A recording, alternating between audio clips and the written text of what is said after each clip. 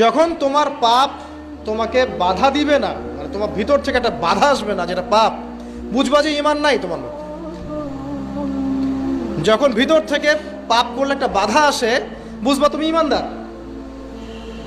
মানে পাপ করলে যদি বাধা আসে ভিতর থেকে যে আমি একটা খারাপ কাজ করেছি, আল্লাহর কাছে আমাকে তওবা করতে হবে, ইস্তেগফার করতে হবে, তখন বুঝবেন যে আপনার ভিতর ঈমান আছে। এই জন্য আল্লাহ পাক আপনার মনের মধ্যে এই চিন্তা নিয়ে আসছেন। আলহামদুলিল্লাহ।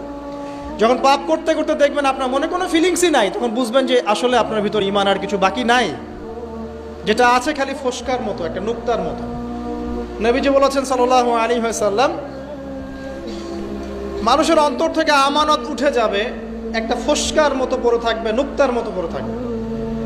জনগণ বলবে যে অমুক লোক খুব বড় আমানতদার, অথচ ওর কলবের মধ্যে আমানতের জাররা পরিমাণ বাকি থাকবে না।